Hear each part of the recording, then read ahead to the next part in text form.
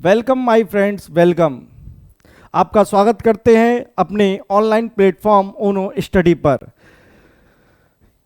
जैसा कि आप देख रहे हैं, ऑनलाइन प्लेटफॉर्म ओनो स्टडी जिस पर कि आपको प्रोवाइड कराई जाती है परीक्षा से संबंधी कुछ महत्वपूर्ण वीडियो और जानकारी।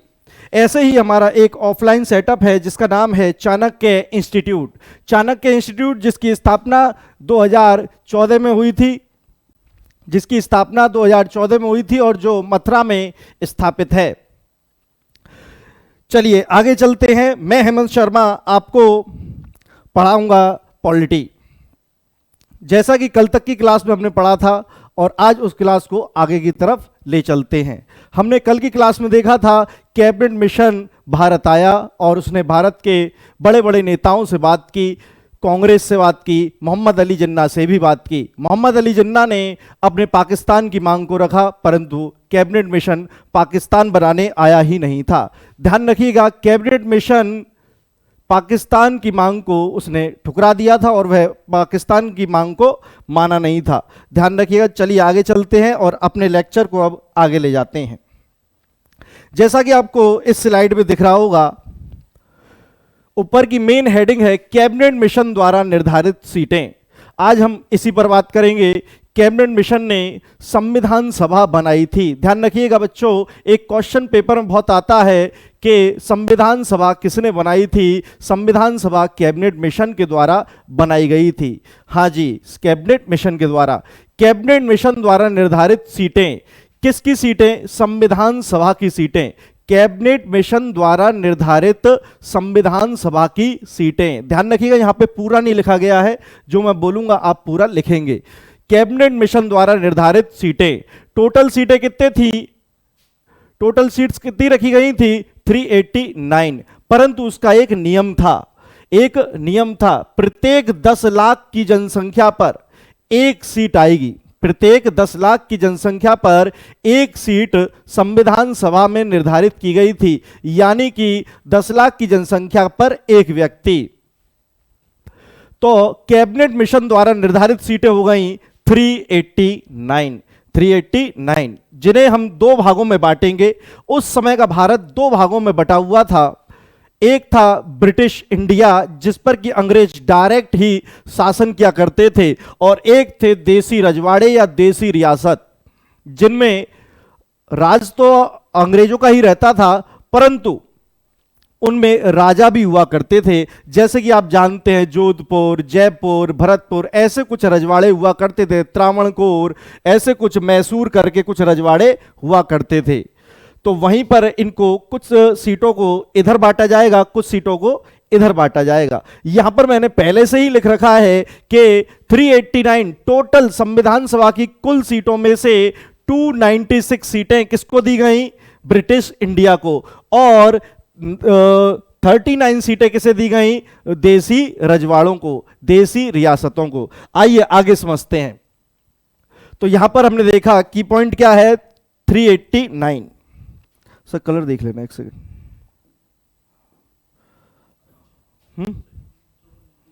सही है, वाइट ही रहने देते फिर। तो बच्चों,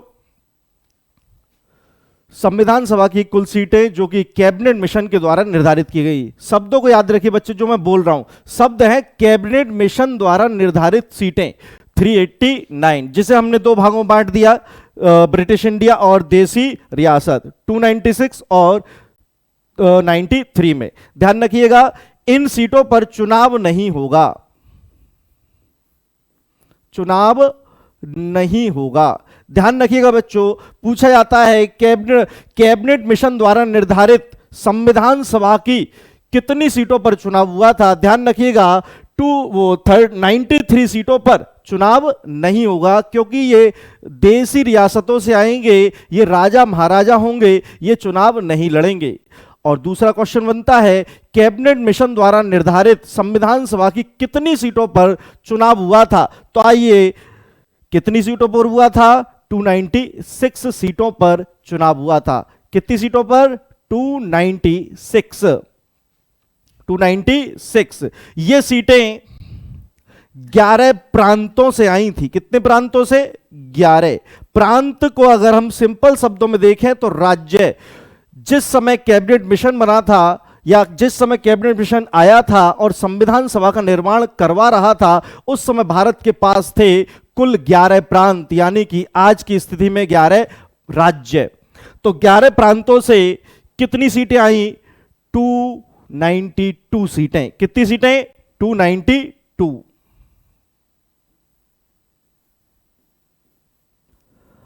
अब आप कंफ्यूज हो जाएंगे कि 292 और नीचे लिख रखी हैं 296, परंतु 4 सीटें आई थी चीफ कमिश्नरी क्षेत्र से। चीफ कमिश्नरी क्षेत्र जो कि यहां पर लिखा हुआ है। टोटल सीटें कितनी थी ब्रिटिश भारत में? ब्रिटिश भारत में टोटल सीटें 296 थी, जिसमें से कि 292 सीटें कहां से थी? 11 प्रांतों से, और 4 सीटें थी चीफ कमिश्नरी क्षेत्र से। कौन कौन से चीफ कमिश्नरी क्षेत्र थे? चारों के नाम यहां पर बच्चों लिखे हुए हैं। दिल्ली, कुर्ग, अजमेर, मारवाड़, एक साथ अजमेर, मारवाड़ और बलूचिस्तान। ये 4 चीफ कमिश्नरी क्षेत्र थे। प्रांत कितने थे बच्चों? 11 थे। तो आइए अब आगे चलते हैं। तो आपसे कोई भी पूछे कितनी सीटों पर चुनाव हुआ था, तो आप बताएंगे 296 सीटों पर चुनाव हुआ था। 296। आइए चुनाव करा लेते हैं।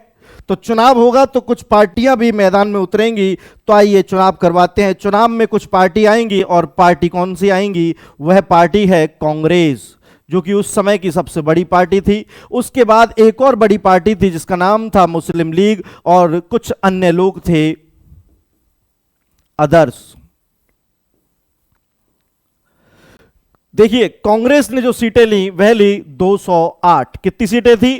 कांग्रेस ने कितनी सीटें जीती? 208। मुस्लिम लीग ने 73 और अदर्स ने 15। अगर इनको जोड़ें तो यह बनेगा 296। 208 सीटें किसने जीती? कांग्रेस ने। 73 सीटें किसने जीती? मुस्लिम लीग ने। और अदर्स ने 15। तो सभी को जोड़ दिया जाएगा तो टोटल क्या बैठेगा? 296। अब देखिएगा ये सारा फैक्ट है। अगर आपसे पूछा जाएगा चीफ कमिश्नरी क्षेत्र कितने थे, तो वो थे 4। प्रांत कितने थे? वो थे 11। और प्रांतों में कितनी सीट आई थी, तो आप बताएंगे 292 और प्लस 4 चीफ कमिश्नरी क्षेत्र। ध्यान रखिएगा यहां पर 2 प्रकार से सीटें आई हैं, और यहां पर सीटें कैसे आई हैं? एक ही प्रकार से। सिर्फ और सिर्फ ये किसको दे दी गई हैं? देसी रजवाड़ों को। परंतु उसमें नियम क्या चलेगा? 10 लाख पर 1। ध्यान रखिएगा 10 लाख पर 1 राजा होना चाहिए, वही संविधान सभा में आएगा। आइए आगे चलते हैं। चुनाव हो चुका है और आपने देखा कि उस चुनाव में कांग्रेस बहुत भारी सीटें लाई। वो कितनी लाई? 208 सीटें। मुस्लिम लीग देखती रह गई और कितनी सीटें लाई? 73। और अदर्स कितने लाए थे? 15। देखिए यहां पर कुछ लिखा हुआ है आपके सामने, सामान्य, मुस्लिम और सिख। ध्यान रखिएगा चुनाव के समय कैबिनेट मिशन ने कुल 3 समुदायों को चिन्हित किया। 3 समुदायों को क्या किया? चिन्हित किया। वो समुदाय क्या थे? सामान्य थे, मुस्लिम थे और सिख थे। ध्यान रखिएगा समुदाय बोले तो कम्युनिटी। कितनी कम्युनिटी थी चुनाव के आधार पर? 3। कौन कौन सी थी? सामान्य यानी कि जनरल, मुस्लिम और सिख। तो इसी के आधार पर संविधान सभा में लोग लिए गए थे। या तो वह सामान्य थे, सामान्य बोले तो सभी जाति और सभी धर्म वाले, परंतु मुस्लिम और सिख को छोड़कर। ध्यान रखिएगा सामान्य में सभी आ जाएंगे, चाहे वह ईसाई हो या पारसी हो या कुछ भी हो, चाहे वो जर्नल हो या एससी हो या ओबीसी हो, कुछ भी हो, सब किस में आ जाएंगे? सामान्य में। मुस्लिम किस में आएंगे? मुस्लिम में। और सिख किस में आएंगे? सिखों में। और सिख भी सिर्फ पंजाब वाले। उत्तर प्रदेश से अगर कोई सिख चुनाव उस समय लड़ा होगा तो वो सामान्य में आएगा, सिर्फ पंजाब वाले ही किस में जाएंगे? सिखों में। ध्यान रखिएगा। तो एक और क्वेश्चन बनेगा कि संविधान सभा में सामान्य समुदाय से कितने लोग आए थे, तो उसका आंसर है 213। एक और क्वेश्चन बना मुस्लिम समुदाय से, लीग से बोले तो आपका आंसर 73 होना चाहिए। मुस्लिम लीग कितनी सीट जीती, तो आपका आंसर 73 होना चाहिए। ध्यान रखिएगा, अगर ये 73 दिख नहीं रहा है तो इसको मैं यहां पे लिख देता हूं 73। ये थे 15 और ये 208। मुस्लिम लीग की सीटें पूछेगा तो आप बताएंगे 73, और अगर मुस्लिम समुदाय पूछेगा तो क्या बताएंगे 79। तो 79 कहां से हुए, मुस्लिम समुदाय से, और 4 हुए सिख, वो भी पंजाब वाले। अगर कोई सिख कहीं अन्य राज्य में चुनाव लड़ेगा तो वो किस में आ जाएगा, जनरल में। तो ध्यान रखिएगा ये आपका पूरा का पूरा, और चुनाव सिर्फ कितनी सीटों पर हुआ था, 296 पर। चलिए आगे चलते हैं और इसके कुछ फैक्ट देखते हैं। चलिए और देखिए, ये भी इसमें एक और काम हुआ था, ब्रिटिश इंडिया और देसी रियासतें। देखिए 208 सीटें कांग्रेस खुश हो रही होगी, और वही कांग्रेस के विपरीत मुस्लिम लीग गुस्से में होगी, टेंशन में होगी कि सीटें बड़ी कमाई। तो यहां पर सबसे पहले मुस्लिम लीग ने संविधान सभा का बहिष्कार किया। ध्यान रखिएगा, आपसे एक और क्वेश्चन पूछा जाएगा, मुस्लिम लीग ने संविधान सभा से कितनी सीटों से बहिष्कार कर दिया था, पूरी से करेगी। तो ध्यान रखिएगा, किसने बहिष्कार किया था, मुस्लिम लीग ने बहिष्कार कर दिया था। ध्यान रखिएगा बच्चों, किसने बहिष्कार करा, मुस्लिम लीग ने। मना कर दी, हम नहीं आएंगे संविधान सभा में, हम नहीं आएंगे संविधान सभा में। परंतु इन गरीबों की भी कुछ प्रॉब्लम थी, इन गरीबों की भी कुछ प्रॉब्लम थी। ध्यान रखिएगा, इन्होंने भी संविधान सभा का बहिष्कार किया, यानी मुस्लिम लीग ने भी संविधान सभा का बहिष्कार किया था, और देसी रियासतों ने भी संविधान सभा का बहिष्कार किया था। देसी रियासतों ने क्यों किया था, देसी रियासतों को दिक्कत ये थी, अगर देश का संविधान बन जाएगा तो उनकी बिल्कुल भी नहीं चलेगी, क्योंकि देश में एक ही प्रधानमंत्री होगा और एक ही राष्ट्रपति होगा, एक ही न्यायालय होगा। परंतु ये लोग बड़े मौज से राज किया करते थे, तो इन्होंने भी क्या कर दिया, संविधान सभा का बहिष्कार कर दिया। किस किस ने बहिष्कार किया, 73 मुस्लिम लीग की सीटों ने और 93 देसी रजवाड़ों की सीटों ने। तो ध्यान रखिएगा, इनको बाद में बुला लिया गया, किसी को डर के कारण ऐसे ही बुला लिया गया। तो ध्यान रखिएगा, ये इन सीट दोनों प्रकार के व्यक्तियों ने, दोनों प्रकार की सीटों ने क्या किया था, संविधान सभा का बहिष्कार किया था। परंतु ये भूल गए थे, किसी के आने और ना आने से कोई फर्क नहीं पड़ता है। भारत का संविधान तो अब बनकर रहेगा, क्योंकि संविधान सभा का गठन हो रहा है। कब हो रहा था संविधान सभा का गठन, अगर आपसे डायरेक्ट पूछ ले जाए, 1946। संविधान सभा का गठन कब हुआ था, 1946 को हुआ था। ध्यान रखिएगा। चलिए आगे चलते हैं और आगे देखते हैं क्या होगा। नेक्स्ट स्लाइड आप देख सकते हैं, इसमें कुछ फैक्ट लिखे हुए हैं, सम फैक्ट अबाउट कॉन्स्टिट्यूएंट असेंबली। संविधान सभा के बारे में कुछ फैक्ट आइए देख लेते हैं। जो मैंने बात पहले करी थी, टोटल ब्रिटिश प्रांत कितने थे, ब्रिटिश प्रोविंसेस, प्रांत को प्रोविंसेस कहते हैं। टोटल ब्रिटिश प्रांत थे 11। कितने थे, 11। अंग्रेजों के समय या 1946 के समय कितने प्रांत रहे, 11 प्रांत रहे थे, जैसे कि मध्य प्रांत, संयुक्त प्रांत, बहुत सारे प्रांत थे। ध्यान रखिएगा, संविधान सभा में अनुसूचित जाति के सदस्य, एससी, शेड्यूल कास्ट, संविधान सभा में अनुसूचित जाति के सदस्य कितने थे, 26। और अनुसूचित जनजाति के कितने सदस्य थे, एसटीज यानी कि शेड्यूल ट्राइब्स के कितने सदस्य थे, 33। यह बहुत अच्छा क्वेश्चन है और प्रतिवर्ष पेपरों में पूछा जाता है। ध्यान रखिएगा, मैं जो भी आपको करवा रहा हूं वो बहुत महत्वपूर्ण चीजें हैं और प्रतिवर्ष प्रति मंथ पेपर में आती ही आती हैं। संविधान सभा में कितनी महिलाएं थी, 15 थी, बहुत बार पेपर में आ चुका है। ध्यान रखिएगा, सिर्फ उत्तर प्रदेश से कितनी महिलाएं थी, उत्तर प्रदेश हमेशा संख्या के मामले में हमेशा आगे रहेगा, चाहे लोकसभा हो, चाहे राज्यसभा हो, चाहे जनसंख्या हो या कुछ भी हो, वह हमेशा आगे रहेगा। उत्तर प्रदेश से कुल 15 महिलाएं थी, 5 महिलाएं 15 महिलाएं पूरे भारत से, परंतु उत्तर प्रदेश से कुल 5 महिलाएं, कुल 5 महिलाएं। सिर्फ उत्तर प्रदेश से संविधान सभा में कितने सीटें थी, सिर्फ उत्तर प्रदेश से संविधान सभा में देखिए 389 सीटें, 389 सीटें ये पूरे भारत से थी, उसमें से उत्तर प्रदेश से सीटें थी 55, सबसे ज्यादा। संख्या के मामले में उत्तर प्रदेश को कोई मात नहीं दे सकता है, क्योंकि जनसंख्या हमेशा उत्तर प्रदेश की ज्यादा रही है। एक और, चुनाव कैसा हुआ, डायरेक्ट हुआ या इनडायरेक्ट, प्रत्यक्ष हुआ या अप्रत्यक्ष।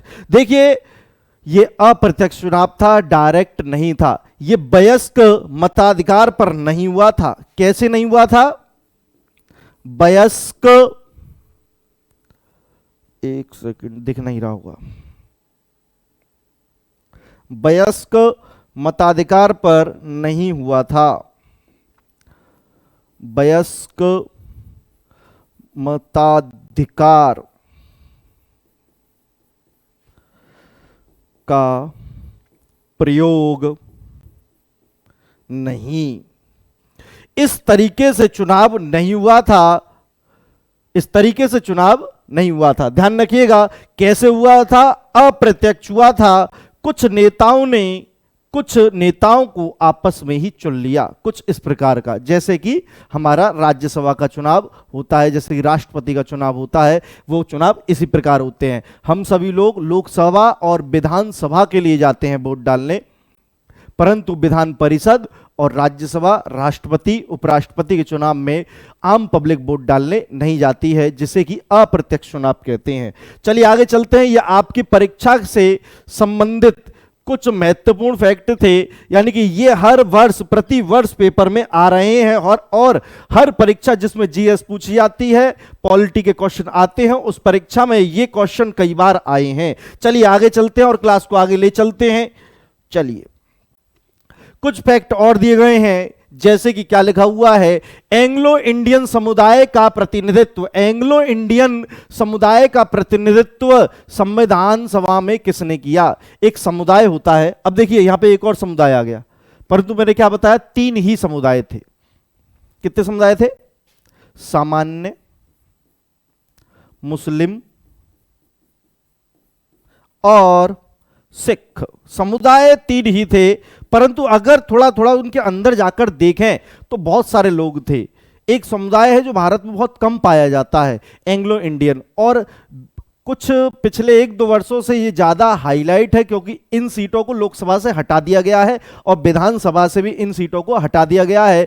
अब कभी भी लोकसभा में और विधानसभा में, राज्य की विधानसभा में और लोकसभा में एंग्लो इंडियन को सीट नहीं दी जाएगी। अब उनका प्रतिनिधित्व खत्म कर दिया जाएगा। तो उस समय एंग्लो इंडियन कौन होता है, एंग्लो इंडियन, एंग्लो इंडियन वह होता है जिसके पिता यूरोपीय हो और माता भारतीय हो, जिसका पिता यूरोपीय हो और माता भारतीय हो। यूरोपीय में सबसे ज्यादा वह इंग्लैंड का होना चाहिए। वैसे जो पुस्तकों में परिभाषा दी जाती है वो यूरोपीय से दी जाती है। तो सामान्य कितने थे, 213, एक बार देख लेते हैं। 79 मुस्लिम थे, 4 सिख थे। अगर आपसे समुदाय और कम्युनिटी पूछ ली जाए संविधान सभा की, तो वो 3 ही बताना, उससे ज्यादा नहीं। एंग्लो इंडियन समुदाय का प्रतिनिधित्व कौन कर रहा था, फ्रैंक एंथनी। एंग्लो इंडियन समुदाय का प्रतिनिधित्व कौन कर रहा था, फ्रैंक एंथनी। अगर कहा जाए कि लोकसभा के 2 एंग्लो इंडियन की सीट किसने छीनी, तो इनका ही नाम आएगा। यही छीन के गए हैं, इन्होंने ही ऐसा किया, यही आधार है। क्योंकि नीचे लिखा हुआ 8 बार नॉमिनेटेड हुए थे लोकसभा में, 8 बार नॉमिनेटेड हुए थे लोकसभा में। एक ही व्यक्ति एंग्लो इंडियन। भारत में उस समय कई एंग्लो इंडियन थे, क्योंकि उस समय ब्रिटेन भारत से जा चुका था, इंग्लैंड ने हमको आजाद कर दिया था। तो उस समय भारत में इनकी संख्या ठीक ठाक थी, ज्यादा नहीं थी, बहुत कम थी, परंतु ठीक ठाक थे ये। तो यहां पर 8 बार नॉमिनेटेड हुए थे, कहां पर, लोकसभा में। राष्ट्रपति 2 व्यक्तियों को लोकसभा में क्या कर सकता है, नियुक्त कर सकता, नॉमिनेटेड यानी कि मनोनीत कर सकता है। कितनी बार हुए थे, 8 बार, क्योंकि जवाहरलाल नेहरू के दोस्त थे। इसीलिए इन्हीं की आधार, इन्हीं को आधार बनाकर इस चीज को हटा दिया गया। क्योंकि दूसरी बात, एंग्लो इंडियन जो समुदाय होता है वो अपने आप में ही वेल मेंटेन समुदाय होता है, बहुत अच्छा समुदाय होता है, पढ़ा लिखा समुदाय होता है, इसे प्रतिनिधित्व की या इसे आरक्षण की जरूरत नहीं है। पेपर में ये क्वेश्चन 4-5 साल हाईलाइट रहेगा, इसको ध्यान रखिएगा कि संविधान सभा में एंग्लो इंडियन समुदाय का प्रतिनिधित्व कौन कर रहा था? कौन कर रहा था? फ्रैंक एंथनी कर रहे थे, कोई और नहीं। ध्यान रखिएगा। पारसी समुदाय, देखिए एक और समुदाय आ गया, परंतु समुदाय 3 ही थे।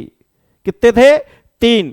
पारसी समुदाय का प्रतिनिधित्व किसने किया? पीएच मोदी ने किया। यहां से एक क्वेश्चन पूछा गया था पीएच मोदी से। पीएच मोदी उत्तर प्रदेश के राज्यपाल रहे थे। पीएच मोदी उत्तर प्रदेश के राज्यपाल रहे थे, ध्यान रखिएगा। संविधान सभा की प्रथम महिला सदस्य, संविधान सभा की प्रथम महिला सदस्य कौन थी? सरोजिनी नायडू, भारत की कोकिला, ध्यान रखिएगा। चलिए आगे चलते हैं। जितना भी मैंने आपको कराया है ये पिछले स्लाइड है, इनको उतार लेना। एक बार मैं साइड हट जाता हूं ताकि आपको दिख जाए। शुरू से पहली, दूसरी ये हम कर चुके हैं, तीसरी, इन सब का स्क्रीनशॉट ले लेना। आगे चलते, यही है। एक सेकेंड। हाँ जी, मैंने आपको बताया था भारत में कैबिनेट मिशन क्यों आया था। भारत में कैबिनेट मिशन कुछ कामों को करने आया था। उसमें सबसे महत्वपूर्ण कार्य था संविधान सभा का गठन करना। परंतु उसमें एक और काम था, अंतरिम सरकार का गठन करना। एक और काम था, ट्रांसफर ऑफ पावर, सत्ता का हस्तांतरण, शक्ति का स्थानांतरण। तो उनमें से एक काम और था जिसमें कि था इंटरिम गवर्नमेंट बनाना, अंतरिम सरकार बनाना।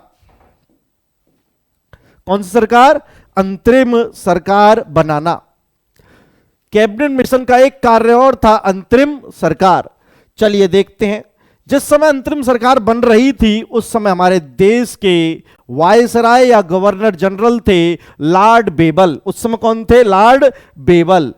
अब देखिए समझिएगा, चुनाव हुआ, कितनी सीटों पर हुआ? 296।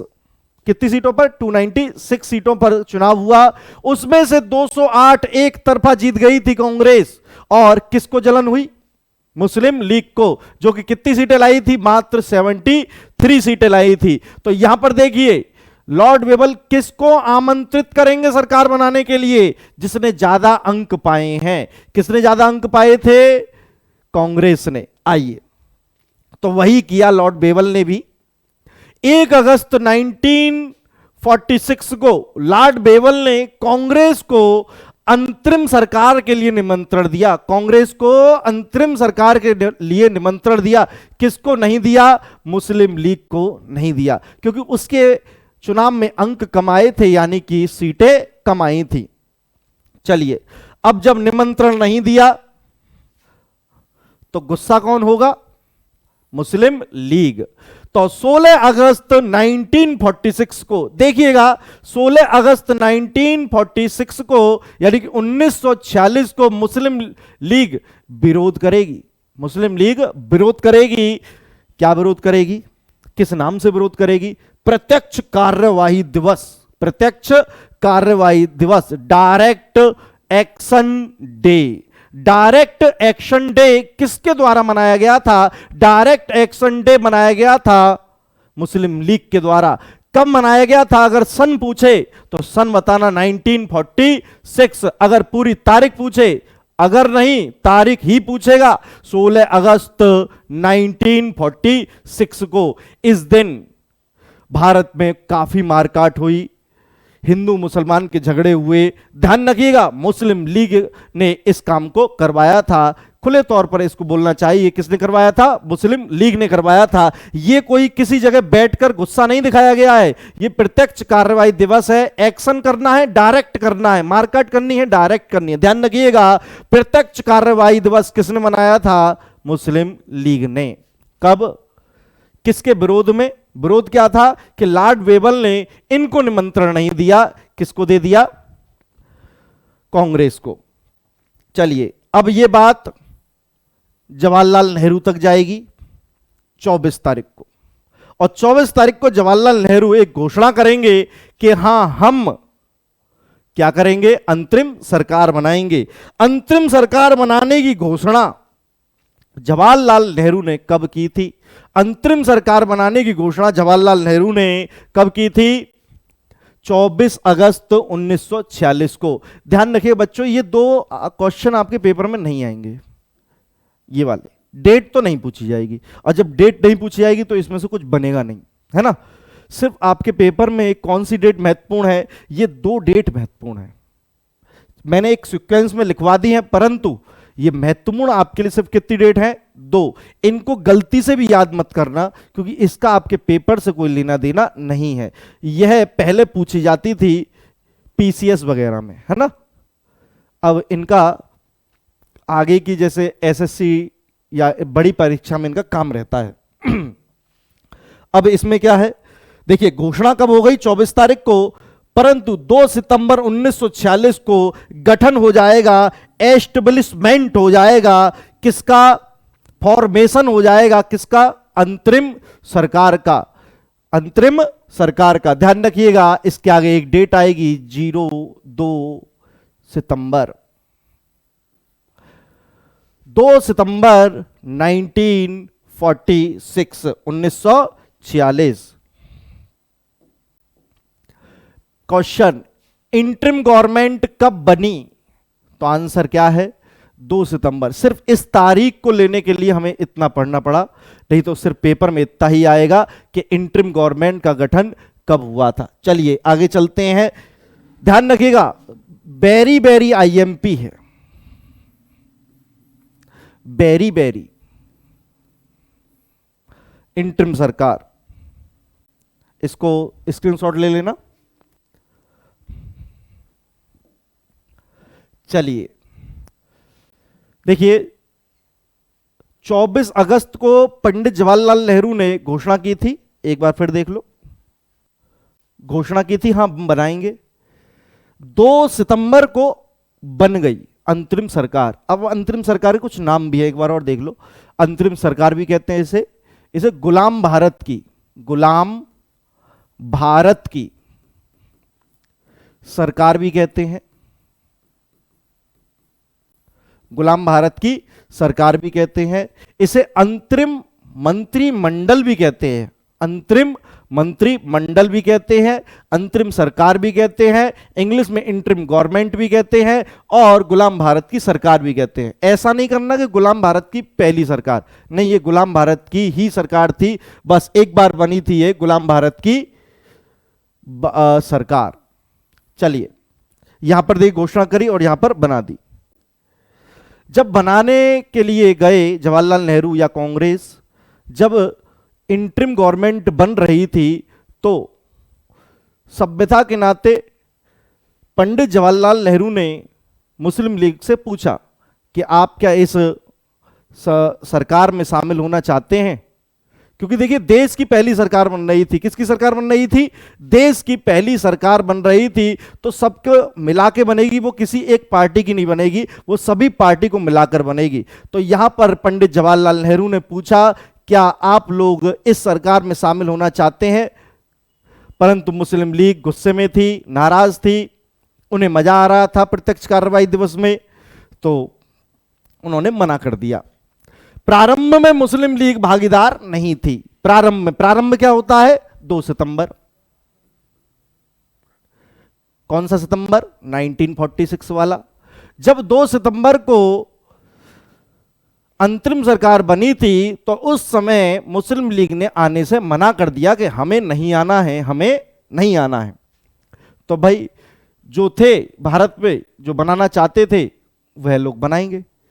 2 सितंबर 1946 को कुल 12 सदस्यों को मंत्री बनाया गया। ध्यान रखिएगा, 2 गोले बन चुके हैं। कितने लोगों को मंत्री बनाया गया? 12 सदस्यों को मंत्री बनाया गया। 12 टोटल 12 मेंबर, 2 तारीख को, सिर्फ 2 तारीख को। ध्यान रखिएगा, प्रारंभ में कितने लोगों को मंत्री बनाया गया था? 12 लोगों को मंत्री बनाया गया था। चलिए आगे चलते हैं। ये सभी 12 सदस्य वायसराय के कार्यकारी परिषद के सदस्य थे। वायसराय की कार्यकारी सदस्य परिषद के सदस्य थे। Members of the viceroy's executive council, यानी कि वायसराय की एक काउंसिल होती थी। जब हम इतिहास पढ़ेंगे और एक्ट पढ़ेंगे, चार्टर पढ़ेंगे, तो वहां पे आएगी वायसराय की कार्यकारी परिषद। तो अभी इसके बारे में डिटेल में नहीं पढ़ेंगे, सिर्फ शॉर्ट में बता देता हूं कि क्या था ये। वायसराय को फैसले लेने में मदद करने के लिए, सरकार चलाने में मदद करने के लिए उसके कुछ व्यक्ति हुआ करते थे जो उसको सलाह देते थे, जो कि बैठक बनाते थे एक कमरे में। उन्हें क्या कहते हैं? वायसराय के कार्यकारी परिषद के सदस्य। तो ये जितने भी 12 लोग बनेंगे, कौन थे ये? सदस्य थे किसके? इसकी कार्यकारी परिषद के। किसकी कार्यकारी परिषद? वायसराय की। चलिए आगे चलते हैं। कितने लोग मंत्री बने थे? शुरुआत में 2 सितंबर 1946 को कितने लोग मंत्री बने? 12 लोग। और 12 लोग कौन थे? आपके सामने हैं, ध्यान रखिएगा। नंबर 1 पंडित जवाहरलाल नेहरू, दूसरे सरदार वल्लभ भाई पटेल, और तीसरे हैं राजेंद्र प्रसाद, चौथे हैं अरुणा आसफ अली, पांचवें हैं सी राजगोपालाचारी, छठे हैं शरद चंद्र बोस, सातवें डॉक्टर जॉन मथाई, आठवें हैं सरदार बलदेव सिंह, नौवें हैं सर सफात अहमद खां, खां लगा लेना, खां, और 10वें हैं जगजीवन राम, और 11वें सर सैयद अली जहीर, सैयद अली जहीर, और 12वें हैं CH भाभा। चलिए आगे चलते हैं। आप यहां पे कुछ नोटिस कर पा रहे होंगे, 3 व्यक्तियों पर मैंने निशान लगा रखा है, छठा, 9वां और 11। छठा नंबर, 9वां नंबर और 11 नंबर एक बार और लगाएंगे इसी से। 1, 2 और 3। ये 3 लोगों पे मैंने यहां पे टिक और गोले 2 लगाए हैं, है ना? 1, 2 और 3। इन पे कुछ कहानी है, आगे चलते हैं और देखते हैं। इसको उतार लेना पूरा। चलिए देखिए, एक और पेज कहां था?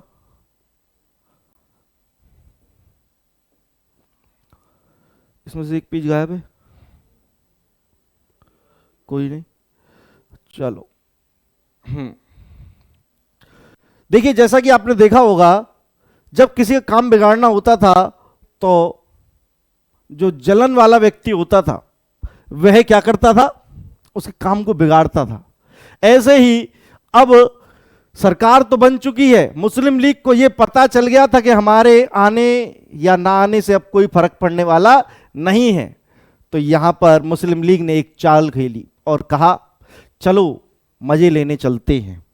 यानी कि अब मुस्लिम लीग मजे लेने आई और कहा कि हमें भी मंत्री बना लो, जो कि 2 तारीख को मंत्री बनना नहीं चाह रहे थे, जो कि 2 तारीख को मंत्री बनना नहीं चाह रहे थे। और अब क्या बनना चाहते हैं? मंत्री बनना चाहते हैं। क्यों? क्योंकि वो चाहते हैं काम बिगाड़ें, क्योंकि उनका काम तो बन नहीं रहा था, क्योंकि 46 तक तो पाकिस्तान की मांग मानी नहीं गई थी। तो यहां पर 2 सितंबर को जो व्यक्ति मंत्री बनने के लिए उत्साहित नहीं था, कुछ दिन बाद उसने कहा कि भैया हमारे भी कुछ मंत्री बना लो। तो यहां पर कांग्रेस ने, भारत की उस अंतरिम सरकार ने, जवाहरलाल नेहरू ने बड़प्पन दिखाया और कहा कि आइए, आपका तो स्वागत है, हम तो पहले ही पूछ रहे थे, देर से आए कोई दिक्कत नहीं, आ गई बस, तो आइए अब देखते हैं उसने क्या किया।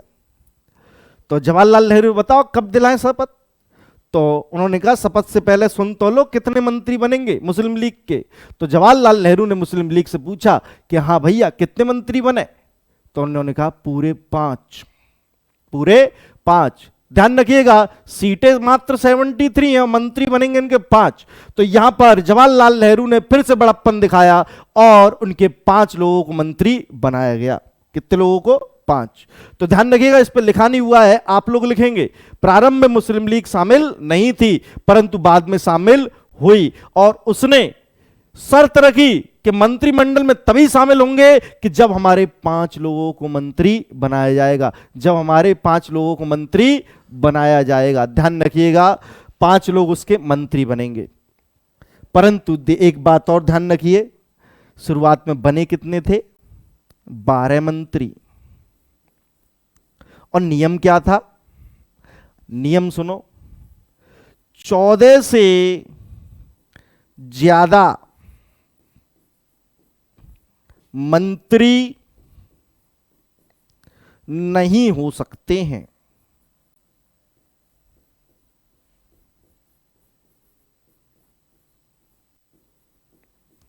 ये नियम है।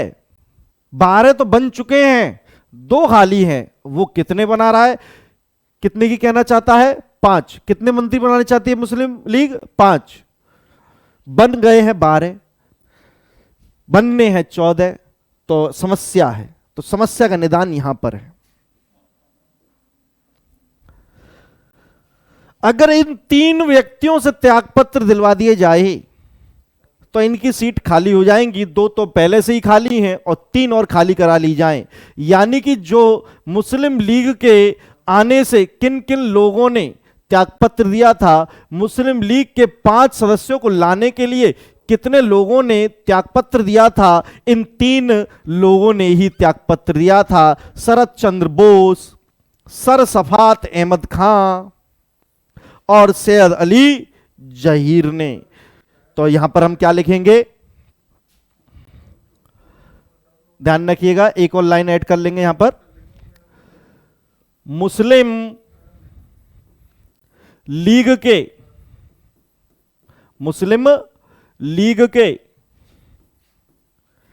5 सदस्यों को 5 सदस्यों को मंत्री बनाने के लिए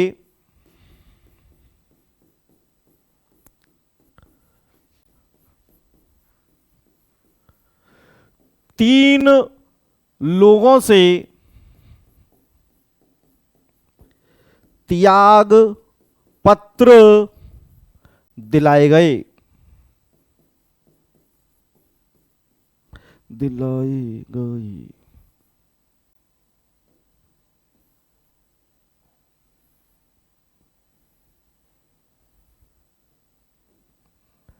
त्याग पत्र दिलवाए।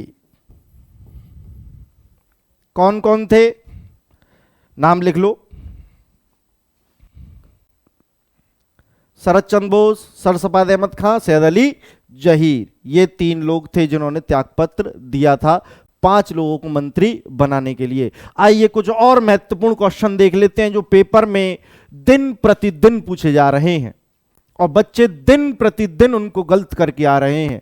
आओ गलती सुधारें। अंतरिम सरकार का अध्यक्ष, अंतरिम सरकार का उपाध्यक्ष, अंतरिम सरकार के कुल सदस्य, अंतरिम सरकार के कुल मंत्री और प्रारंभ में अंतरिम सरकार में कितने मंत्री बने थे? ये 4 नहीं 5 प्रकार के क्वेश्चन हैं। अगर रट लिया तो लाइव झींगा लाला हो जाएगी। चलिए, अंतरिम सरकार का अध्यक्ष, यहां पर मैं एक और चालबाजी खेलूंगा। अध्यक्ष पूछे, ये तो हो गया हिंदी वालों के लिए, इंग्लिश वालों के लिए president. Who is president of interim government? कौन था अंतरिम सरकार का अध्यक्ष? प्रेसिडेंट कोई मेरे हिसाब से राष्ट्रपति कहते हैं। अब लो, अंतरिम सरकार का राष्ट्रपति कौन था? Lord label.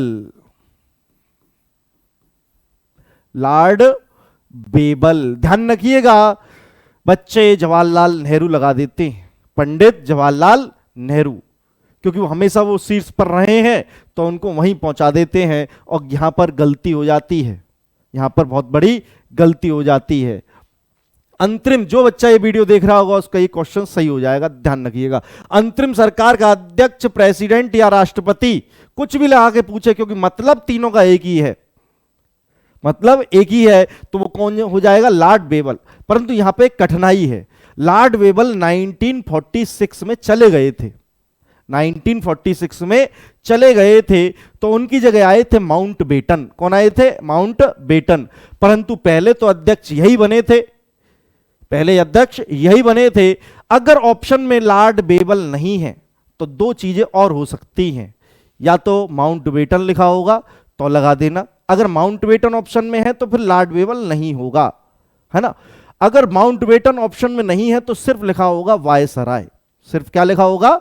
वायसराय या गवर्नर जनरल। ध्यान रखिएगा कैसे सही होगा क्वेश्चन। अंतरिम सरकार का अध्यक्ष कौन है? लॉर्ड बेबल। बढ़िया बात। ऑप्शन में नहीं मिला तो माउंट बेटन लगाओ, माउंट बेटन भी ऑप्शन में नहीं है, बेबल भी ऑप्शन में नहीं है, तो वायसराय होगा। परंतु जवाहरलाल नेहरू मत लगा देना। अंतरिम सरकार का उपाध्यक्ष, उपाध्यक्ष को कहते हैं वाइस प्रेसिडेंट, वाइस प्रेसिडेंट, और क्या कहते हैं? उपराष्ट्रपति।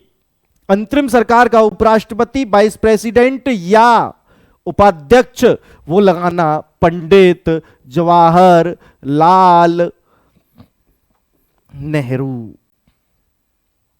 क्या लगाएंगे? पंडित जवाहरलाल नेहरू। आइए आगे चलते हैं और इस सेशन का सबसे कठिन क्वेश्चन और सबसे सिंपल क्वेश्चन देखते हैं, कठिन भी है और सिंपल भी है।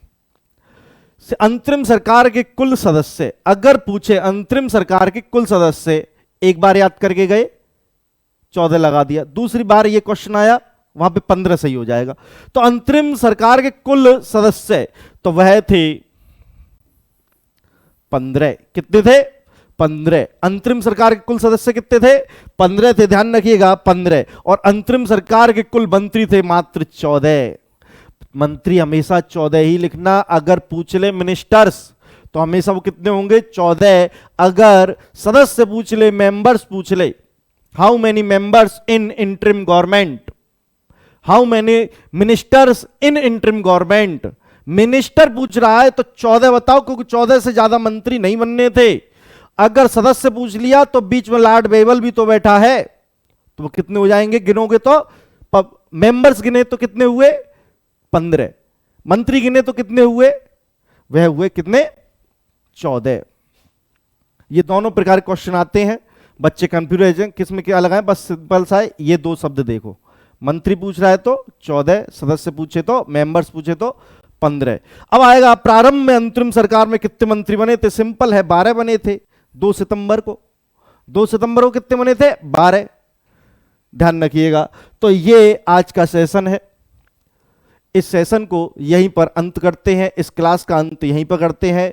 आपके लिए कल एक और नई वीडियो आएगी इसके आगे से। आपको वीडियो अच्छी लगी हो तो वीडियो को लाइक करें, चैनल पे ज़्यादा से ज़्यादा जुड़ें। धन्यवाद।